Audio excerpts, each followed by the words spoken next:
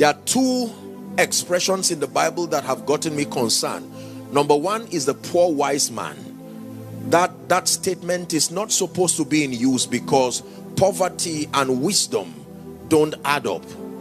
The poor wise man. And then another example is the rich fool. You cannot call a man rich and yet call him fool, because wealth, sustainable wealth, is a product of wisdom. And yet in this Bible there is the poor wise man, and then there is the rich fool.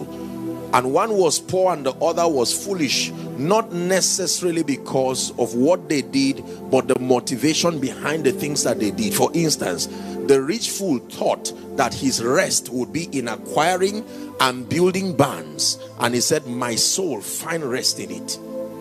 And that was what made him a fool. Is someone learning already? Praise the name of the Lord. Many believers live frustrated lives even though they are born again, because they've not taken time to understand these concepts, and society has put us under perpetual pressure to get things that seem to give us a feedback that we're making progress as per all of these 6 psychological points that I listed. So to the degree to which you feel you are great is the degree to which you check all this list: security, financial security and otherwise, newness, variety, you're always making the headlines, we call you a celebrity.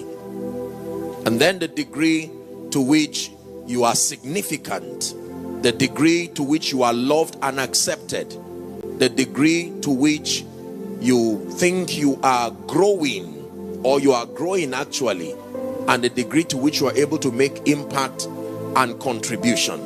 This is very powerful.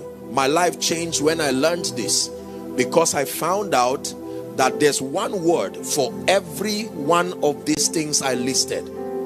It's actually leading to one point. It's called peace. That's it. You add significance plus variety plus security plus love and acceptance plus growth plus impact and contribution. From a psychological term, you just spelled one word. It's called peace. That's it. And Jesus made a profound statement. He said, peace I give you, I leave unto you, my peace. My peace. That means there is a way you can route through me and get all of these things, the satisfaction that comes from significance. Please let me your attention. Now we're building my discussion. I'm showing you that there is the human way of achieving all of these things. You can fight, you can lie, you can doctor information, you can live in anger, all because you are trying to check this psychological list. You need security by all means.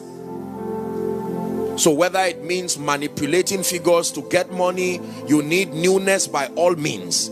You know, you need love and acceptance by all means. Even if it means compromising your faith, doesn't matter. And this is the route. But Jesus said, I can give you peace. In other words, when you follow me, there is a path I will lead you to, that at the end of your life you will be as satisfied as the one who followed a vain path trying to pursue this. He said, peace I give unto you, my peace do I give you, not as the world gives. In fact, he says that his peace can surpass understanding. Are we learning now? Praise the name of the Lord. And so I made up my mind as a man of God that I would not just pursue all of these things the way the world pursues them, because I found out that if you seek these things I just listed the world's way, it will be an endless cycle of frustration. Something will always be missing. Something will always be missing. There are many people, the older they are, the angrier they get about life and about everyone. They hate themselves, they hate others.